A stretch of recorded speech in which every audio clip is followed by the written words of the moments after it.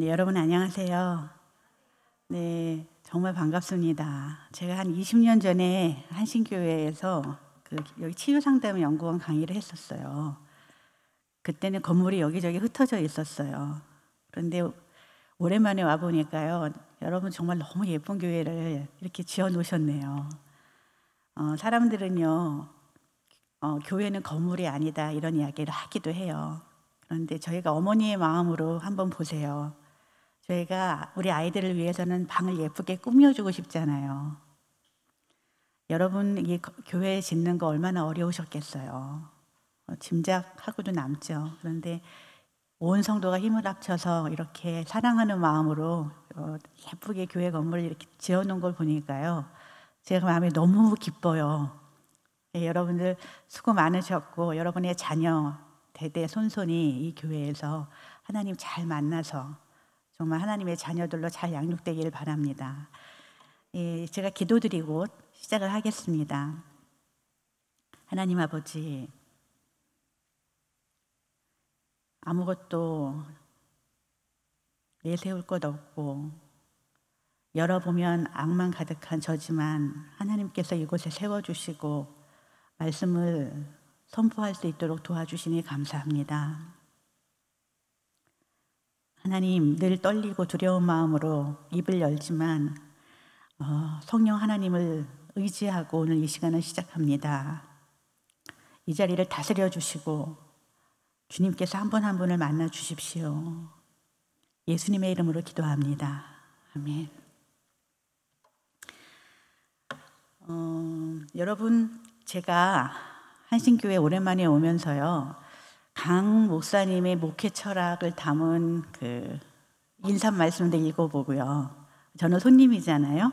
네, 그래서 어느 집을 방문할 때는 그 집에 대해서 조금 알고 가는 게 좋을 것 같아서, 그래서 이제 강 목사님 목회 철학, 어떤 목회 철학을 가지고 목회를 하시나, 그거는 이제 인사 말씀에 보통 잘 나와 있어요. 여러분 교회 홈페이지에 인사 말씀 읽어보셨나요? 나도 안 읽어본 거를 저분이 읽고 오셨구나 그런 생각 드세요. 강 목사님의 목회 철학의 중심에는 변화라고 하는 키워드가 있더라고요.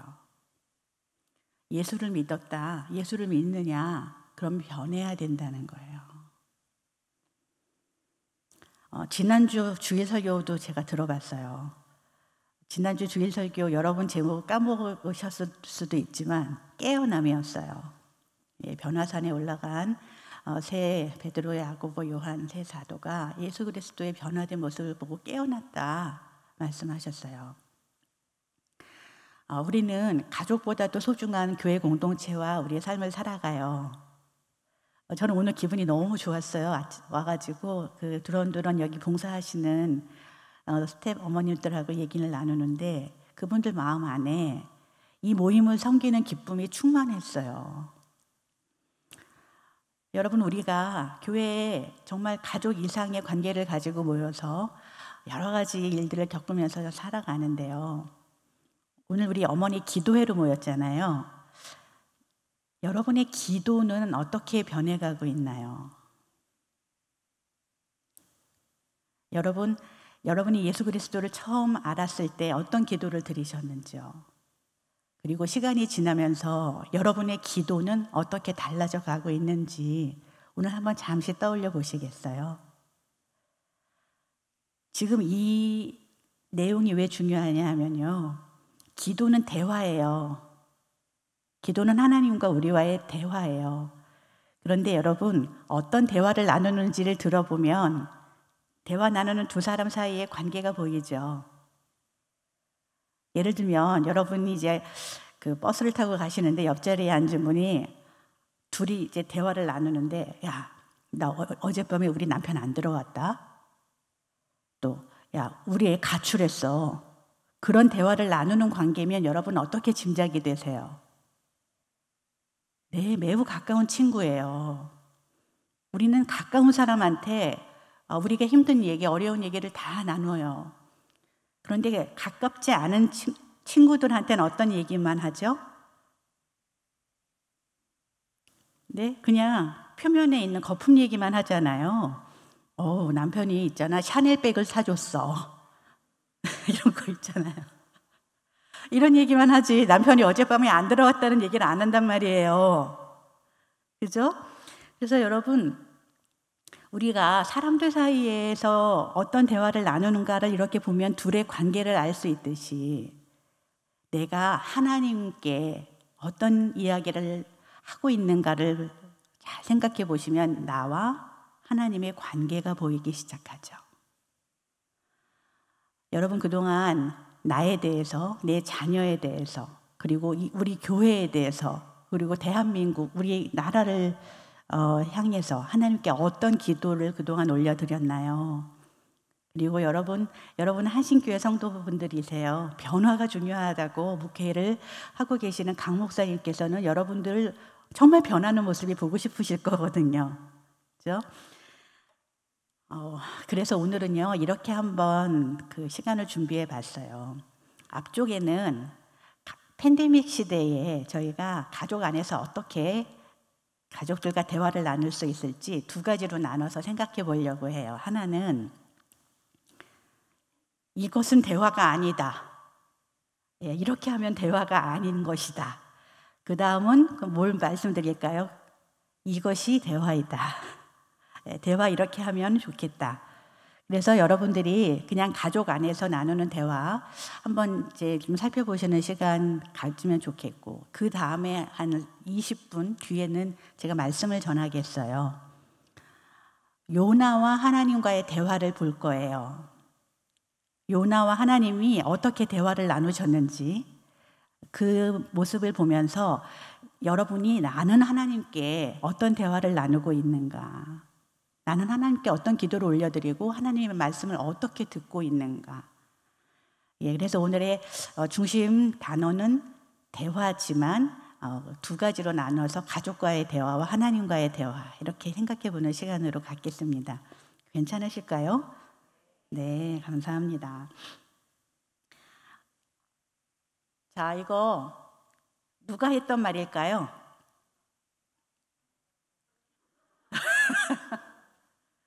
이거 누가 했던 말일까요? 위에 너는 왜 미리 확인을 못했어? 부글부글부글부글. 이건 제가 한 말이에요. 그 아래 수고했다, 잘했어, 힘내라 해주세요. 이건 누가 한 말일까요? 제 막내가 한 얘기예요. 저는 27, 23 낳은 두 아들을 키우고 있는 엄마입니다. 아까 기도해 주신 어머님께서 정말 모든 자녀들을 위해서 다 기도해 주셔서 너무 감사했어요. 우리 막내 군대 가 있어요. 네, 그래서 저도 마음이 많이 졸이고 있었는데 기도해 주셔서 감사해요. 군대 가 있는 막내가 드럼을 전공합니다. 오, 감사합니다. 초등학교 4학년 때부터 했어요. 오래전부터 이 아이는 음악의 뜻을 두고 중학교 3학년 때 경양 콩쿠르에 나갔습니다. 오, 이 교회 리액션 굉장히 좋네요.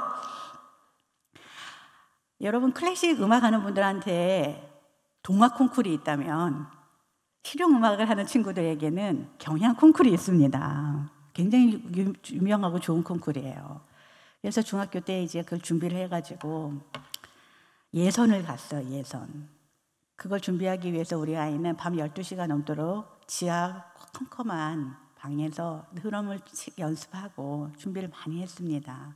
그리고 예선에 저랑 같이 출전을 했죠. 그런데 어떤 일이 일어난 거냐 하면, 여러분, 오늘 전 또 깜짝 놀란 건 여기에 이 세션들 있잖아요. 밴드 하시는 분들이 다 어머니이신 걸 보고 또 한 번 놀랐습니다. 이 교회 진짜 좋은 교회예요. 그분들 제가 정말 축복해요.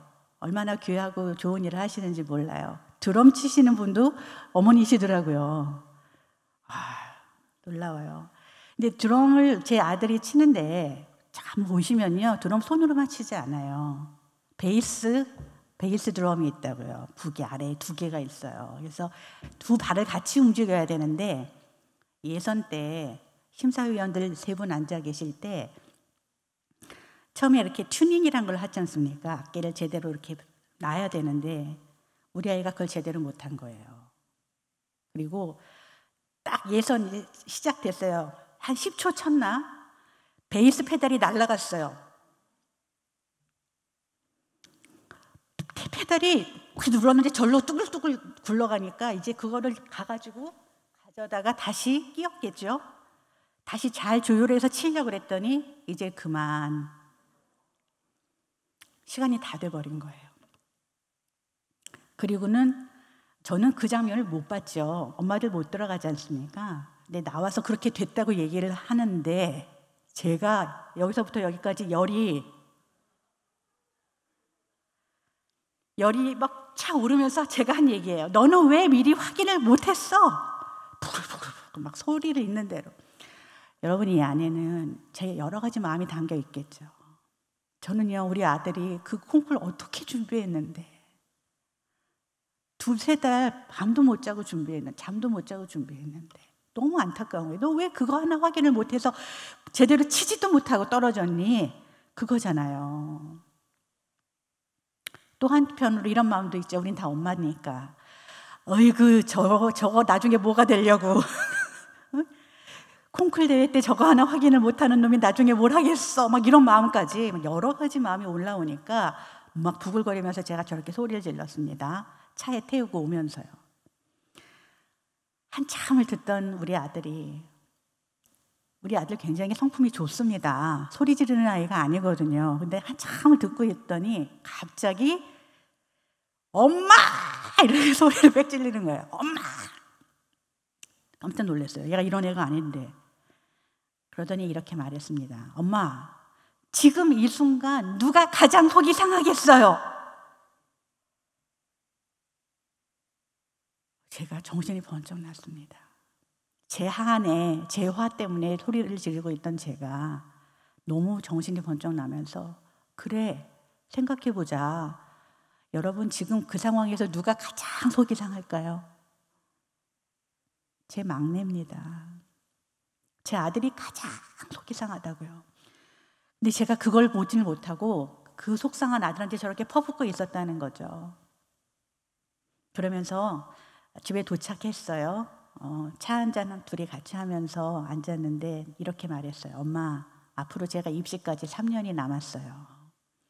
앞으로는 저한테 다른 말씀 마시고 저 3마디만 해주세요. 수고했다, 오늘도. 잘했어. 힘내라. 이걸 저한테 요구했어요, 그날. 여러분, 저는 비싼 대가를 치르고 얻은 교훈이기 때문에 그날 이후 3년 동안 제 아들한테 저 얘기만 했어요. 수고했다. 잘했어. 힘내라. 저는 제 아들만이 아니라 우리가 기르는 어떤 자녀들도 부모에게 원하는 이야기는 저거 같아요. 수고했어. 잘했다. 힘내. 근데 이거 여러분 쉬우세요? 어려워요. 보기만 해도 한숨이 나잖아요. 그죠? 어떻게 이걸. 우리도 연약하고 우리도 한계가 있고. 그래서 여러분, 오늘 제가 소개드린 대로 이런 순서대로 가족 대화, 요나와 하나님과의 대화, 그리고 팬데믹 시대의 대화 이렇게 준비를 했습니다. 자, 앞에 무스타파 달렙이라고 하는 아프리카 시인이에요.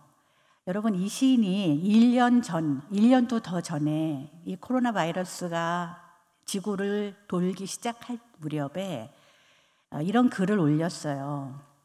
한번 볼게요.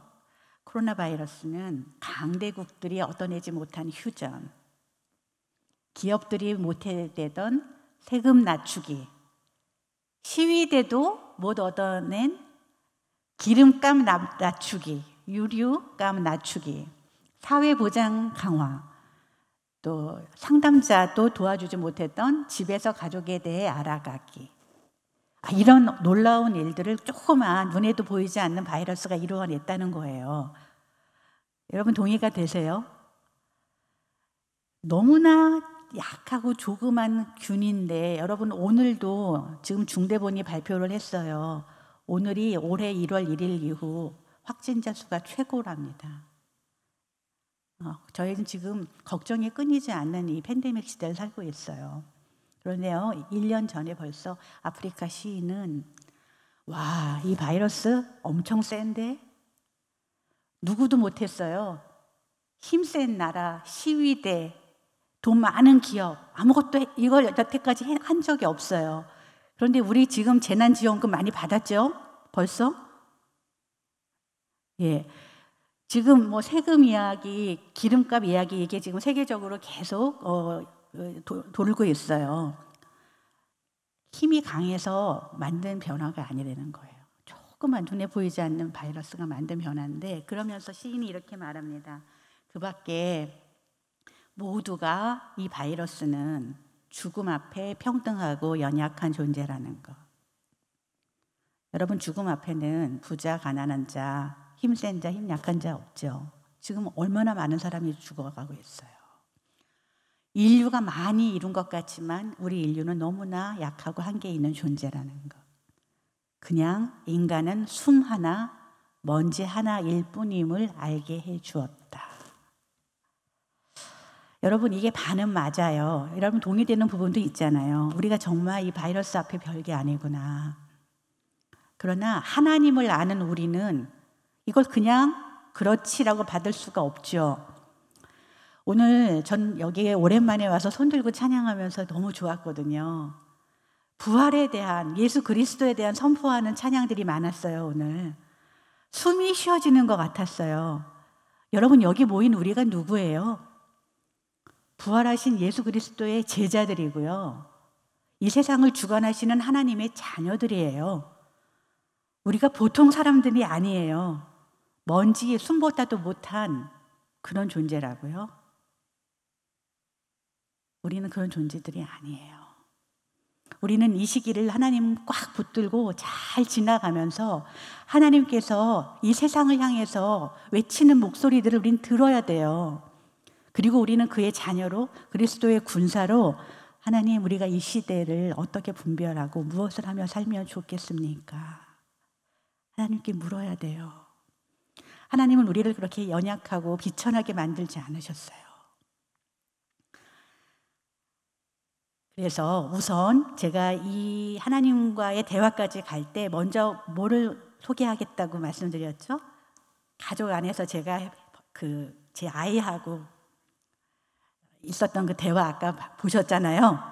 예, 그렇게 우리가 많은 실수를 하고 연약하게 살아가는데, 자, 우리는 어떻게 가족들하고 대화를 하는가? 먼저 대화가 아닌 것부터 알아볼게요. 대화가 아닌 것은요, 이 네 가지를 부정할 때 대화가 될 수 없답니다. 가족 상담자들 중에 이런 이야기를 하는 분들이 있어요. 그러면 가족하고의 대화를 시작하기 전에 한번 여러분, 가장 최근에 여러분들이 남편이든 아니면 자녀분이든 아니면 친척분이든 친구분이든 하고의 대화에서 이거 쌩하게 끝났는데, 이거 엄청 우리 갈등이 있었는데, 나 이거 이야기하고 너무 힘든데, 이런 대화 하나가 기억이 나세요? 이거 대화하다가 이제 망했다. 이런 대화. 그거 하나 한번 이렇게 떠올려 보시고요. 그걸 가지고 여러분들을 한번 쭉 생각을 하시면서 이야기를 들어보시면 좋겠어요. 대화가 아니게 되는 경우가, 대화의 요소인 이 네 가지 중에 하나가 부정이 될 때예요. 하나는 내가 말하면서 나는 말하는 사람이 아닌 척하는 거예요. 원천이 부정되는 거고요. 두 번째는 여기 분명히 대화 상대가 있죠. 남편이든 자녀든. 그런데 그 상대방을 투명 인간 취급하는 거예요. 상대방, 듣는 사람을 부정하는 거예요. 세 번째는 내가 같이 나누자고 누군가가 화제를 들고 왔죠. 근데 그 내용 자체를 그냥 부정하는 거예요. 그 내용을 듣지 않는 거예요. 네 번째는 대화의 맥락을 부정하는 거예요. 어떤 상황에서 이 대화가 이루어지고 있는가를 그냥 무시해 버리는 거예요. 이해되셨죠? 이 네 가지가 무시되면 대화가 안 돼요. 그러면 이제 연습 문제에 들어가 볼게요. 네, 연습 문제 1번은 이런 거죠.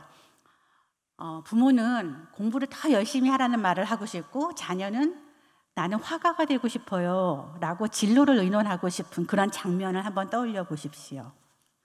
이런 장면에서 여러분들은 어머니가 돼서 아이가 뭐 힘들고 돈 많이 들어가는 그림을 그리려고 그러냐, 그냥 공부하면 좋겠어 이런 마음을 가지고 있고, 아이는 엄마 나 그림 공부 좀 시켜주세요 이런 마음을 가지고 이제 둘이 앉았어요. 자녀가 이렇게 시작합니다. 엄마 저 그림 공부를 좀 해보면 어떨까요? 그때 엄마가 반응하는 거예요. 이렇게 하면 대화가 아니라는 거죠. 첫 번째, 말하는 사람 나를 부정하는 거예요. 야, 사람들이 그림 그려서 먹고는 산다냐? 이거 지금 누구 얘기예요? 사실은 엄마가 맞고 싶은 거잖아요. 그런데 화자를 누구로 데리고 오죠? 사람들이 이렇게 말해요. 내가 말하는 게 아니에요. 누가 말해요? 사람들이 말한다고요. 사람들이 너 그림 그려서 먹고는 살겠냐 그러는데, 그러면은 자녀 빈정 상하겠죠? 속상하겠죠? 엄마 생각을 듣고 싶다고 이렇게 될 거예요.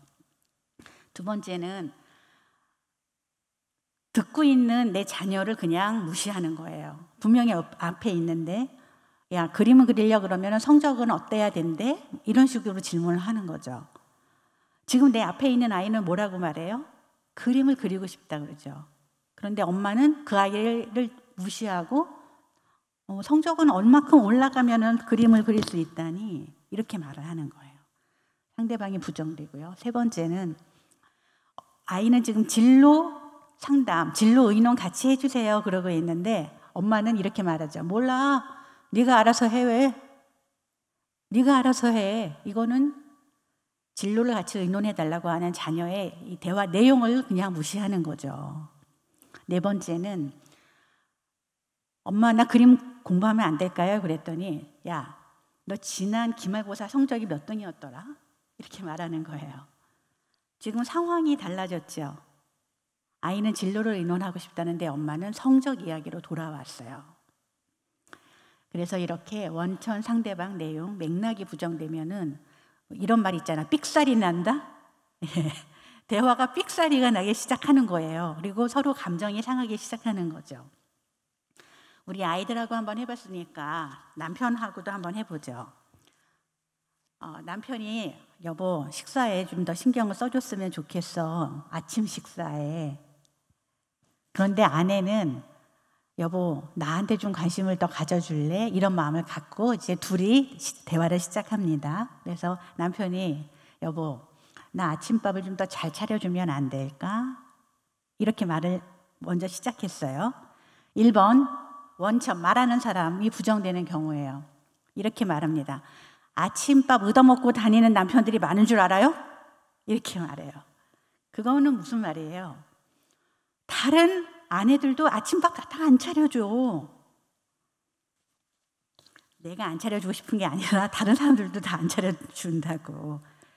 누가 부정이 돼요? 말하는 사람인 내가 부정돼요. 두 번째는 듣고 있는 상대를 부정하는 거죠. 그래서 지금 아침밥을 차려달라고 하는 남편 앞에서 이런 말 합니다. 여보, 나는 당신하고 살면서 좋은 줄 알아요? 당신하고 살면서 나는 행복한 줄 알아? 이런 대화를 해요. 이건 지금 아침밥 이야기를 하고 있는 남편을 그 존재를 그냥 무시하는 거죠. 세 번째는 이런 말을 합니다. 지금 아침밥을 잘 차려달라고 그러잖아요. 근데 부인이 듣고 있다가 그럼 지금까지는 굶고 다녔어요? 이렇게 말하는 거예요. 내가 지금까지 그럼 당신을 굶겼냐고. 지금 내용은 뭐예요? 잘 하고 있는데 조금 더 잘 차려달라는 거예요. 네, 그런데 내가 당신 굶겼냐 이런 거는 내용 자체를 말하는 분이 부정하는 거죠. 마지막으로 맥락을 부정하는 경우는 이런 거예요. 여보, 아침밥 좀 더 잘 차려주면 안 될까? 그러면은 듣고 있던 아내가 여보, 나는 좀 더 자면 안 될까? 네?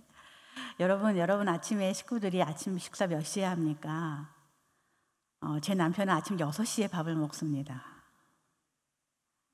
매일 월화수목금 출근할 때마다. 그리고 6시 반이 되면 공익근무를 하시는 우리 첫째 아드님이 또 나오십니다. 그래서 전 아침마다 6시에 한 번, 6시 반에 한 번, 2번을 차려야 됩니다.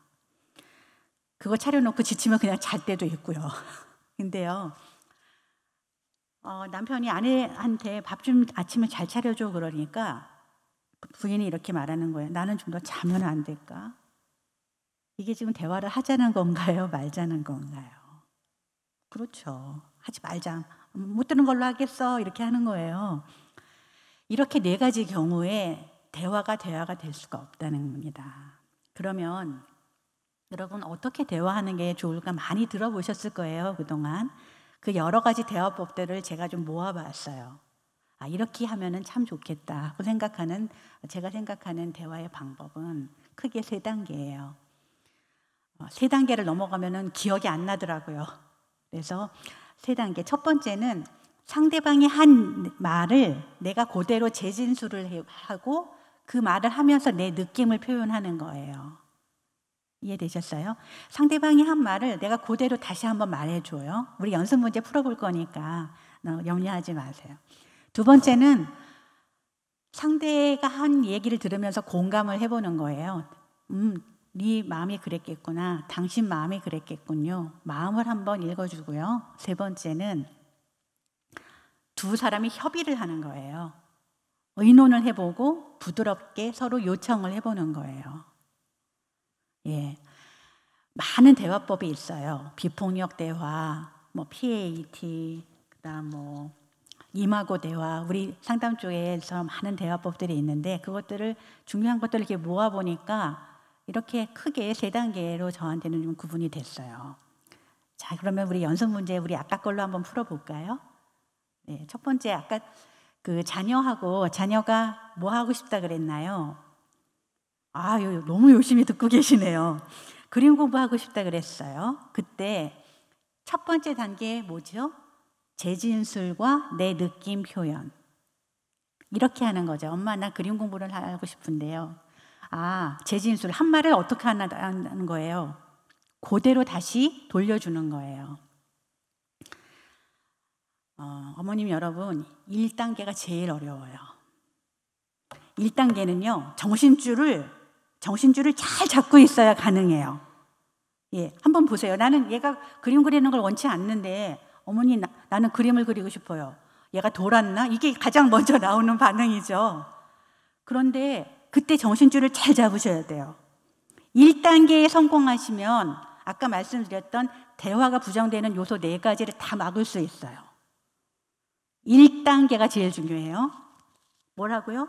재진술. 그대로 한 말 돌려주기입니다. 자, 엄마 나 그림 공부하고 싶어요. 어떻게 하면 돼요? 너 그림 공부하고 싶구나. 이거가 1단계예요. 너 그림 공부하고 싶구나. 그 다음 그걸 들을 때 내 느낌. 들으니 좀 당황이 되네. 대화를 할 의지가 있으시면 여기서 들으니 뚜껑이 열리네. 그러면 안 되죠. 그렇죠? 들으니 부하가 치민다. 이렇게까지 강하게 말씀하시면 안 되죠. 내가 들고 있는 느낌이 솔직하지만 정도는 조금 낮춰서. 그래서 너 그림 공부를 하고 싶구나. 들으니까 좀 당황스럽네 엄마가. 그 다음 2번째는 뭐예요? 공감. 자녀가 그 얘기를 하고 있을 때 그 마음을 알아주는 거죠. 너 그동안 그림 공부 시작을 못해서 답답했겠구나. 너 그림 공부하고 싶어서 참 답답했겠어. 여러분, 우리가 누군가가 내 마음을 이렇게 탁 알아주면 어떻지요? 기분이 확 풀리죠. 마음이 쓱 내려가죠. 성도 여러분, 저는 사실 목사 딸이에요. 우리 아버님 목회를 오래 하셨어요. 우리 아버님도 교회 건축 여러 번 하셨겠죠. 제가 성도 여러분들 정말 큰 수고하셨습니다 라고 아까 말씀드린 거는요, 이게 얼마나 힘든 일인지를 제가 눈으로 보고 겪어서 알기 때문입니다. 또 그만큼 얼마나 가치 있는 일인지도 알기 때문입니다. 그래서 제가 말씀드리잖아요. 너무 고생하셨다고, 수고 많으셨다고, 얼마나 기쁘시냐고요. 그 말씀 들을 때 어떠셨어요? 저분이 내 마음을 알아주시네. 좋으셨잖아요. 예, 우리랑 대화를 나누는 자녀든 남편이든 그렇게 내 마음을 알아주면 일단은 훅 방어가 내려가고 마음이 풀려요. 공감 어떻게 하죠? 너 그동안 그림 공부 못해서 참 답답했겠구나. 그러면 따님 마음이 우리 엄마가 좀 아시네. 우리 엄마가 내 마음을 좀 아시네. 이렇게 될 거예요. 그 다음 세 번째는 양자가 둘이 서로 협의를 하고 서로에게 부드러운 요청을 하는 겁니다. 엄마가 그러면 무엇을 도와주면 좋겠니? 또 너는 그림 공부하면서 공부는 어떤 식으로 같이 해볼까? 이게 서로 협의를 하고 서로에게 요청을 하는 내용이죠. 이렇게 하면은 대화가 대화답게 된다는 거예요. 희망을 좀 보세요. 어디가 가장 어렵다고요? 1단계. 어떻게 해야 돼요? 정신줄 잘 잡고. 그리고 이거를요, 오늘 이렇게 들어서 그래 그거 좋은 말인데 이렇게 하고 지나가시면 아무것도 안 되겠죠. 습관이 되려면 3달이 필요해요. 오늘 내가 대화법을 알았네? 그러면 3달 정도는 연습을 하셔야 되거든요. 자, 다음 아침밥 차려달라는 남편 연습해 볼게요. 여보, 나 아침밥 좀 잘 차려주면 어떨까? 1번 재진술과 그 말을 들은 내 느낌의 표현이에요. 어떡합니까? 그대로 말하는 거예요. 정신줄 잘 잡고. 우리 아내는 이런 마음들이 있어요. 6시에 밥 차려달라는 거 제정신인가? 그죠? 저도 그런 마음 없는 게 아니라고요. 그 다음에 뭘 어떻게 더 잘 차려줘? 내가 지금까지 어떻게 했는데 뭘 어떻게 더 잘해? 막 이런 마음이 있다고요. 그러나 더 잘 차려주면 안 될까? 그러면은 머리를 잘 잡고 정신 통일하고 그 다음에 어떻게 해요? 재진술. 다시 말하는 거, 돌려주는 것부터 시작하는 겁니다. 아침밥을 좀 더 잘 차려주면 좋겠다는 거죠. 이게 마의 구간이에요. 너무 어려운 구간이에요. 아침밥을 더 잘 차려주면 좋겠다는 거죠. 나도 내 거 표현해야죠. 나도 힘들기는 해요. 이거 하는 게 좀 버겁기는 해요. 2번째, 공감. 그 밥 차려달라는 말을 하고 있는 남편의 마음을 공감하는 건데요. 그동안 아침밥 더 잘 못 먹어서 좀 서운했겠어요. 왜 이거 무슨 웃음이죠, 이거? 이게 인간으로서 가능한 반응인가 이런 의미 같아요. 그렇죠. 이게 도대체 있을 수 있는 일일까? 그런데요, 오늘 여러분들의 마음이 한번 이렇게 만져졌을 때 그 느낌을 살리셔서 그래, 저렇게 아침밥 좀 더 잘 차려달라고 말하는 남편이 저 말을 나한테 어렵게 꺼낼 때는 그동안 못 얻어먹는다고 느끼면서 마음이 어땠을까? 여러분, 우리 인간은 다 약해요.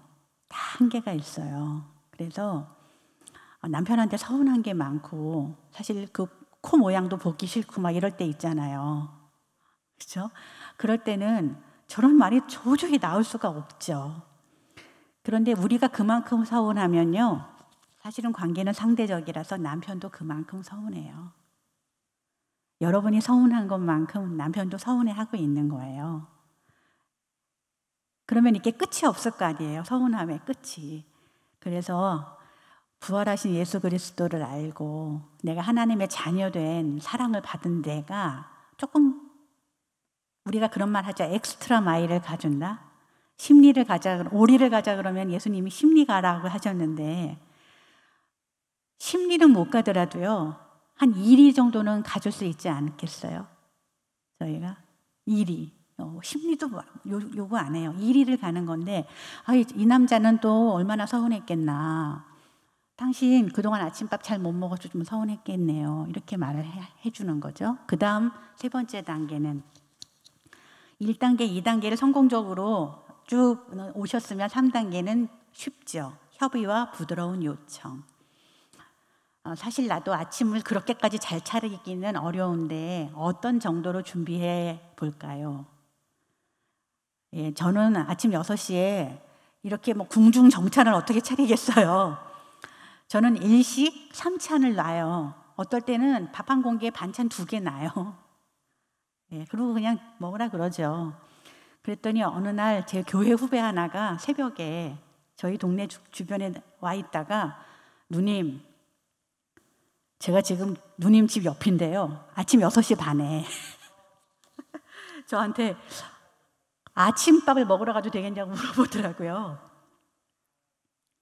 근데 워낙 가깝게 지내고 왜 교회 소그룹 모임이란 거 있잖아요. 소그룹 모임에 같이 공부를 하던 후배라서 와라 그랬어요. 그래서 우리 집에 7시에 이 친구가 와가지고 먹던 대로 일식 2찬을 줬어요. 그랬더니 이 친구가 다 먹더니 누님 집은 군대보다도 못합니다. 군대는 일식 3찬을 줍니다 이러는 거예요. 저는 떳떳하죠. 야, 아침 7시에 아침밥 먹으러 온다 그러는데 누가 부르냐. 이거 내가 2가지밖에 반찬 못했지만 맛있게 먹어라 제가 그랬어요. 너무 잘하려고 그러니까 힘든 것 같아요. 그렇죠? 예, 그냥 김치 하나랑 뭐 찌개 하나랑 뭐 하나랑 이렇게 놓고 그냥 먹었다고요. 자, 이제는 저희가 오늘 강의의 뒷부분으로 가고 있어요. 제가 아까 뭐라고 말씀드렸죠? 뒤에 가면 누구의 대화요? 하나님과 요나, 또 하나님과 나의 대화. 이것이 기도이기 때문에 한번 성경 말씀 속으로 들어가 볼게요. 먼저 이 대화가 될 때 저는 지금 방법에 대한 말씀들을 드렸는데요. 사실은 관계가 더 중요해요. 아까 말씀드린 것처럼 그 관계의 대화라고 하는 걸 할 때 두 사람 사이의 관계에 이거 중요해요. 나는 남편과 자녀와 친한가? 친밀감. 친하세요? 가족들과? 친밀감이란 거는요, 막 이런 느낌적인 느낌 같은 게 아니고요. 실은 친밀감이란 서로가 서로에게 알려지는 정도랍니다. 나 누구랑 친해. 그럴 때 누구랑 친하다는 느낌은 서로에 대해서 많이 알면 친하답니다. 여러분 그 텔레비전에 나오는 유재석 씨 아시죠? 유재석 씨. 예, 그분 알지만 친하세요? 안 친해요. 우리 왜 안 친하다고 느끼죠? 나도 유재석 씨에 대해서 아는 게 별로 없고 유재석 씨도 나에 대해서 아는 게 없는 거예요. 그러면 안 친한 거라고요. 여러분 하나님과 친하세요? 이 질문이 좀 묵직하게 느껴지시죠? 여러분 하나님께 여러분에 대해서 많이 알려드리세요? 하나님께 하나님 어제 남편 안 들어왔어요. 나 너무 속상해요. 이런 기도를 그냥 솔직하게 드릴 수 있다면 여러분 하나님하고 친한 거예요. 그런데 하나님 어제 남편 안 들어왔는데 하나님 입을 딱 열었는데 아무것도 말할 게 떠오르지 않고 머리가 하얘지고 그러면 여러분은 하나님께 그 말을 못하고 있는 거잖아요. 안 친한 거예요. 두 번째는 대화가 될 때 두 번째 중요한 요소는 믿음이죠. 신뢰. 야, 우리 아들 가출했어. 일주일째야. 이런 이야기를 나눌 수 있는 여러분의 친구는 믿을 만한 친구 아닐까요? 예, 신뢰가 있는 사람한테 그런 어려운 이야기를 하죠. 여러분 하나님을 신뢰하십니까? 하나님을 정말 믿습니까? 하나님이 여러분이 하는 말에 귀를 기울이고 듣고 계시고 그걸 듣기만 할 뿐만 아니라 개입을 하시고 여러분들이 그걸 해결할 수 있는 힘도 주실 것이고 방법도 알려주실 것이고 필요하면 모든 것을 주실 것이라는 그런 나의 아버지, 아빠라는 믿음이 우리한테 있습니까? 한번 우리 생각해 봐요. 난 하나님을 신뢰하는가? 세 번째는요. 대화가 대화답게 되려면 서로 뜻하고 바라보는 곳이 같아야 돼요. 여러분 아까 나 그림 그릴까요? 아니 공부나 하지. 그 대화에서 왜 자꾸 대화가 삑사리가 났어요? 따님이 보는 방향하고 어머니가 보는 방향이 달라서 그래요. 딸은 그림 공부를 하고 싶은데 엄마는 공부를 시키고 싶잖아요. 가치관이 다르면, 다시 말해서 인생에서 뜻하는 바가 다르면 대화가 안 되죠. 여러분은 하나님이 바라시는 걸 바라십니까? 여러분, 우리가 하나님과 원활하게 대화를 하려면 하나님과 이 세 가지가 필요한 거죠. 나는 하나님과 친한가? 나는 하나님을 신뢰하는가? 더 나아가서 기도할 때 나는 하나님이 바라시는 것을 내가 바라고 있는가? 이런 걸 우리가 한번 점검하면서 요나서로 한번 같이 들어가 볼게요. 여러분, 요나 이야기는 너무 잘 아시죠? 요나는 많은 여러분들이 들어보셨을 거예요. 요나는 말이죠, 북이스라엘 여로보암 2세 왕 때 선지자예요. 이때 상황이 어떻습니까? 북이스라엘과 이 니느웨, 그죠? 가서 회개를 촉구하라고 했던 그 니느웨와의 관계는 지금 우리나라와 중국과의 관계가 비슷할 수도 있어요. 무슨 말이냐면요, 그때 니느웨가 막 세력을 키우고 있었어요. 그래서 북이스라엘에게는 적이라고요. 이쪽이 세력이 커지면 우리는 위험해지는. 우리나라한테는 중국이 그런 대상이잖아요. 일본도 그런 대상이잖아요. 그런데 하나님이 뭐라고 얘기하셔요? 그 니느웨로 가서 복음을 전하고 하나님의 말씀을 전하고 회개를 시키라, 이렇게 말씀하십니다. 그러니까 요나가 완전 빈정상했어요. 여러분 같으면 가실 거예요? 일본에 가서 회개를 시켜라. 우리는 가죠. 하나님을 잘 아니까. 저를 보내주세요. 이렇게 할 수 있는데 요나는 기분 상했어요. 그래서 다시스로 가죠. 그랬다가 물고기 배에 들어가서 3일 있죠. 겨우 목숨 붙어서 할 수 없이 니느웨 갔어요. 그래서 이렇게 아마 이런 마음으로 회개하라고 말했을 거예요. 나는 말을 하지만 제발 회개하지 마라. 그냥 망해라. 이런 마음으로 아마 말했을 거예요.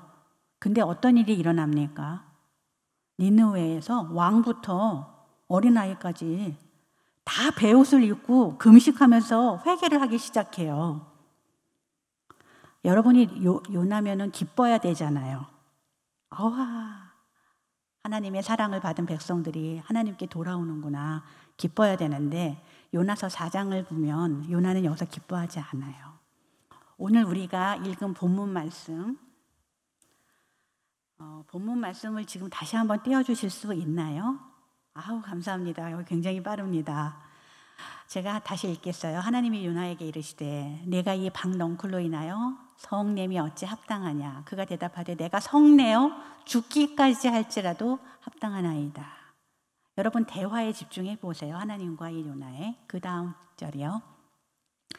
여호와께서 가라사대 네가 수고도 아니하였고 배양도 아니하였고 하룻밤에 났다가 하룻밤에 망한 이 박넝쿨을 네가 아꼈거든. 하물며 이 큰 성읍 니느웨에는 좌우를 분변치 못하는 자가 12만 명이에요. 육축도 많이 있나니 내가 아끼는 것이 어찌 합당치 아니하냐. 짧은 요나와 하나님 사이의 대화를 소개하고 있습니다. 그리고 요나서는 여기서 끝이 납니다. 어찌 합당치 아니하냐. 마지막 구절이에요. 자, 여러분, 요나가요, 니느웨가 회개를 하고 나서 정말 더 화가 났어요. 저 나라가 망해야 되는데 회개를 하기 시작했거든요. 그래서 하나님 앞에 와가지고 막 승을 내면서 뭐라 그러냐면 차라리 죽을래요. 내가 저를 보느니, 니느웨가 회개하는 걸 보느니 마음이 많이 꼬였죠. 그랬더니 하나님이 처음에 이렇게 말씀하세요. 똑같이 네가 왜 이렇게 성을 내냐? 네가 성 내는 게 옳으냐? 그리고 막 그 더운 날 자러 올라갔는데 너무 더운데 하나님이 박넝쿨을 요나 머리 위에다 이렇게 얹어주세요. 여러분, 더운 날 그늘이 지면 얼마나 좋아요? 시원하죠. 요나가 박넝쿨이 착 지니까 야 좋네 한 거예요. 그런데 하나님이 이번에는 그 박넝쿨을 가져가시지요. 그러니까 다시 숨을 내는 거죠, 요나가. 하나님, 아까 좋았는데 그거 박넝쿨을 왜 자꾸 갖고 가셨냐고. 차라리 죽을래요. 또 합니다. 막 성을 내면서. 요나도 성격이 정말 불같죠. 차라리 죽는 게 낫겠습니다. 그때 하나님이 뭐라고 말씀하세요? 여러분, 여기 우리 하나님의 마음이 있어요. 여러분, 요나서는 물고기 뱃속에서 3일 있다가 나온 요나에 대한 얘기가 아니에요. 요나서는 이방 민족 그 누구 하나하나에게도 사랑을 베풀고 계시는, 오늘 제가 들어오면서 보니까 우리 교회의 표어가 생명을 살리는 교회예요. 예, 저 너무 그 표어가 마음에 들었거든요. 여러분, 로마서의 주제는 물고기 뱃속에서 요나가 살았다 이게 아니고요. 요나서 주제는 그 어떤 민족 한 아이, 가축 하나까지도 아끼셔서 하나님의 마음을 전하고 싶으신 그 말씀을 담고 있는 거예요. 그게 요나서의 핵심 주제입니다. 여러분이 소설을 읽거나 책을 읽거나 맨 마지막이 제일 중요하지 않습니까? 그래서 우리가 물어보잖아요. 책 그 결말이 어떻게 됐대? 드라마도요. 그거 어떻게 끝났어? 이렇게 물어보죠. 요나서 마지막 어떻게 끝나요? 내가 그 성을 아끼는 것이 어찌 합당치 아니하냐.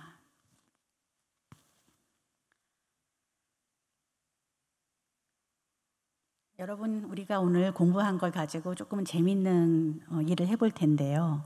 요나와 하나님과의 이 대화가, 우리가 공부한 이 대화가 대화 아닌 것 가지고 보면요, 제가 분석을 해보니까요, 참 별걸 다 해봤죠.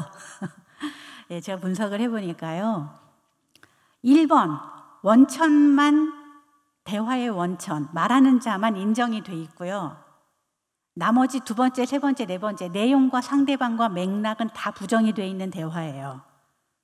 한번 보실래요? 원천, 하나님과 요나가 만나서 이렇게 말합니다. 하나님, 내가 지금 화가 났어요. 하나님, 차라리 저를 죽이세요. 내가 여기서 하나님을 보고 말하는 거예요. 말하는 자는 긍정이 돼 있어, 인정이 돼 있다고요. 나 여기서 말씀드립니다. 그런데 두 번째 보세요. 내용을 보면 하나님은 이거잖아요. 내가 너를 포함한 모든 인류를 아낀다. 이렇게 지금 말씀하고 있는데, 그 내용이 그런데 요나는 뭐라 그래요? 저 지금 뜨거워서 죽고 싶어요. 그 얘기를 하는 거예요. 또 상대방도 부정이 돼요. 하나님이 지금 나한테 말씀을 하시는데 하나님이 뭐라 그러세요? 내가 그 니느웨 백성을 사랑해. 내가 그 니느웨를 아껴. 이렇게 말씀하시는데 요나는 뭐라 그러죠? 저요, 아끼고 싶지 않습니다. 그냥 저나 쉬게 해주세요. 저 니느웨에 별 관심 없습니다. 이렇게 말하면서 그 이야기를 하고 있는 하나님을 부정하고 있어요. 네 번째는 맥락이 부정이 되죠. 주변에서 일어나는 일을 요나는 제대로 인정하지 않아요. 하나님은 이렇게 말씀하세요. 나는 모든 인류를, 사람을 아낀다. 요나는 뭐라 그러죠? 박넝쿨, 그거 어디 갔어요? 박넝쿨 그거 시원했는데 그거 어디 갔어요? 이렇게 대화가 일어나고 있는 이 맥락을 요나는 알지 못했습니다. 근데 여러분, 그렇더라도 하나님께서 요나를 안 아끼셨을까요? 니느웨도 아끼신 하나님이 요나는 안 아끼셨을까? 그런 생각을 하면서 이제 마지막으로 제가 설교로 오늘 강의를 이제 마무리를 할 텐데요. 대화가 아닌 것을 봤는데요. 그러면은 이 요나서의 하나님과 요나와의 대화, 이것이 대화답게 되려면 어떻게 되면 될까요? 오늘 복습이에요. 첫 번째, 대화되는 단계, 여기 제가 적지는 않았어요. 1단계는 아까 뭐였나 하면 제 진술과 내 느낌 표현. 여기 전부 천재들만 모이신 것 같아요. 경청해 주셔서 진짜 감사해요. 예, 제 진술과 내 느낌 표현이에요. 요나가 이렇게 말했으면 좋겠죠. 하나님, 모든 인류, 육축 하나하나까지도 하나님이 아끼시는군요. 제 진술이에요. 여러분, 그 마음을, 하나님의 마음을 여러분이 말을 하면서 마음에 지금 담고 있는데 어떠세요? 마음이?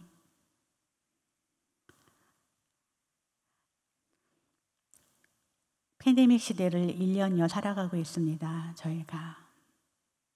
제가 요나서 말씀을 선택을 한 거는 우리 안에 하나님이 정말 모든 인류를 사랑하시나? 이런 질문이 가끔 들 때가 있잖아요. 얼마나 많은 사람들이 이 지구상에서 죽어갔어요. 사람만 죽었습니까? 여러분 경제적으로 어렵지 않으십니까? 여러분 주변은 어떠십니까? 여러분 어린 자녀들 학교도 못 가고 있을 때 있지 않습니까? 우리가 이 상황을 지나가면서 사실은요, 하나님 앞에 현존하기가 어려울 때가 많이 있습니다. 하나님 앞에서 입을 벌리기가 너무 두렵고 속상할 때가 많이 있었습니다. 저도 그랬어요. 하나님, 어쩌시려고 이러세요? 그런데 오늘 요나서 마지막 말씀을 통해서 우리가 만나 뵙는 하나님은 이렇게 말씀하십니다. 내가 너희를 아낀다. 여러분, 이 말씀을 마음으로 받아서 하나님, 정말 어린 생명 하나하나까지도 하나님은 아끼시는군요 라고 재진술을 하시면 여러분 마음 안에 느낌이 올라오죠. 저는 몰랐어요, 하나님. 그래서 너무 서운했어요. 하나님, 저는 몰랐어요. 그래서 너무 불안했어요. 하나님, 저는 몰랐어요. 그래서 너무 화가 났어요. 하나님, 저는 몰랐어요. 그래서 너무 당황이 됐어요. 이런 우리의 느낌도 하나님께 친하다면 입을 열어서 말씀하실 수 있으면 좋겠어요. 두 번째 단계는 뭐였죠? 네, 공감입니다. 감사합니다. 이렇게 우리가 우리 마음을 얘기한 다음에는 여러분 이게 참 안 해본 것일 수 있는데요. 하나님의 마음을 한번 공감해 보시겠습니까? 여러분, 지금까지 우리는 하나님께 우리 마음만 공감해 달라고 말했어요. 하나님께 나만 알아달라고 얘기했어요. 하나님, 내가 지금 속이 터진다고요. 하나님, 내가 지금 엄통하다고요. 하나님, 제가 지금 너무 서운하다고요. 하나님, 제가 지금 너무 기쁘다고요. 감사하다고요. 우리 마음만 알아주고 우리만 공감해달라고 요청했는데 우리가 하나님의 마음은 공감해 본 적이 있나요? 내가 어린아이 생명 하나하나까지도 아낀다 라고 말씀하시고 세상 끝까지 내 복음이 전해져서 생명들이 사는 것을 보는 게 나에겐 기쁨이다. 이렇게 말씀하시는 하나님의 그 마음이요. 그 마음을 우리가 공감을 해보면요. 내가 인류를 아낀다. 그럼 저는 이런 마음이 생기더라고요. 하나님, 지금 너무 많이 안타까우시겠어요. 하나님, 지금 너무 많이 슬프시겠어요. 하나님, 지금 너무 많이 아쉬우실 것 같아요. 하나님도 같이 저희랑 고통스러우실 것 같아요. 이것이 지금 팬데믹 시대를 살면서 내가 너희를 하나하나를 다 아껴라고 말씀하시는 하나님의 현존 앞에 서 있는 우리들이 하나님의 마음을 공감하는 것일 겁니다. 그래서 정말 하나님의 말씀에, 하나님의 그 마음에 공감을 할 수 있는 사람들은 그 다음 단계로 나아갑니다. 세 번째가 뭐였죠? 협의와 부드러운 요청입니다.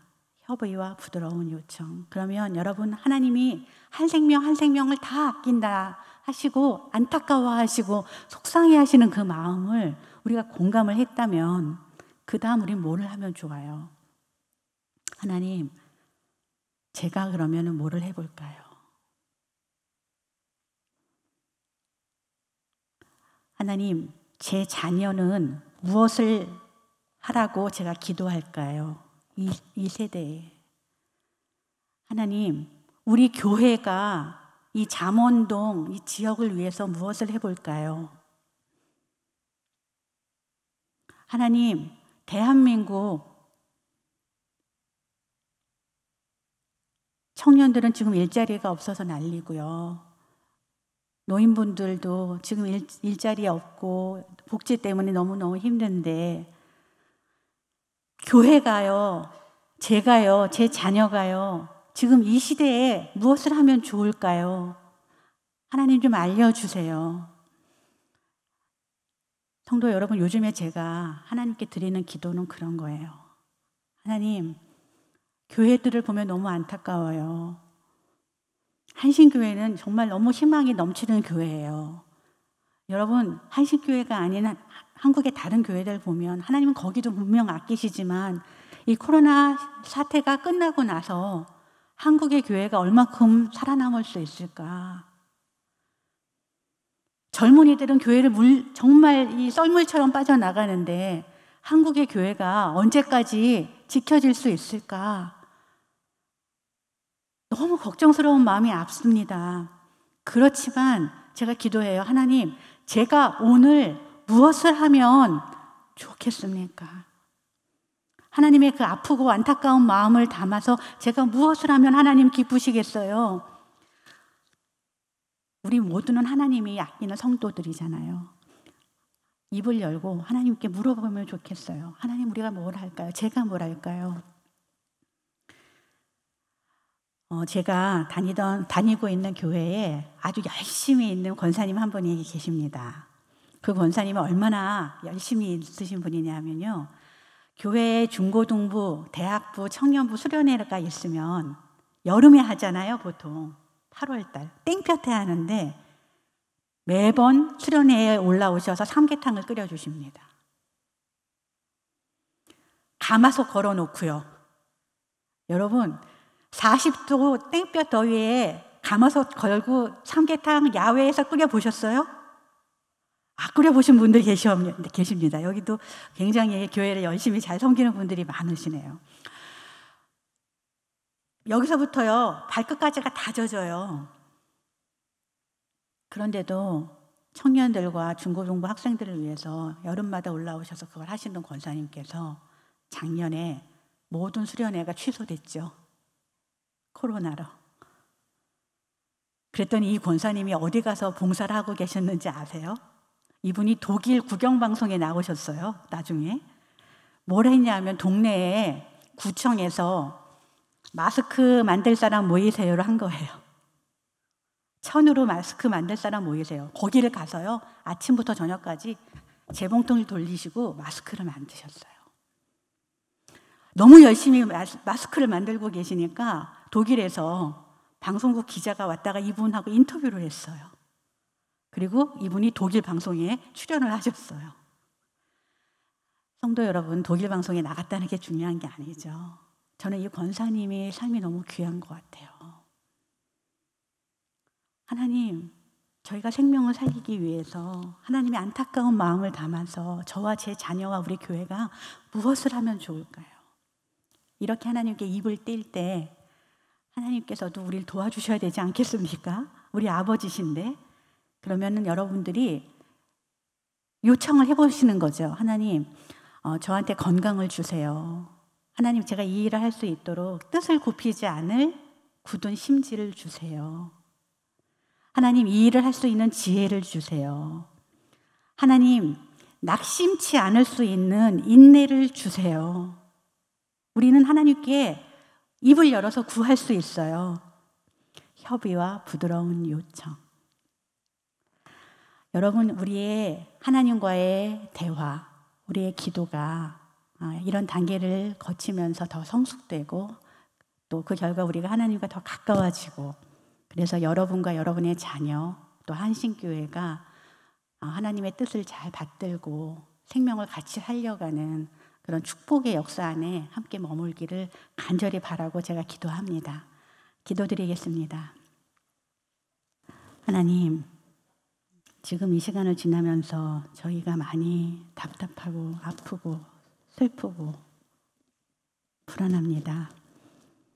그러나 이스라엘의 적국 니느웨의 가축 하나까지도 아끼셨던 그 하나님이 오늘 여기에 모인 우리 하나하나, 우리의 자녀들, 그리고 대한민국 이 지구상의 어느 한 인류 하나하나를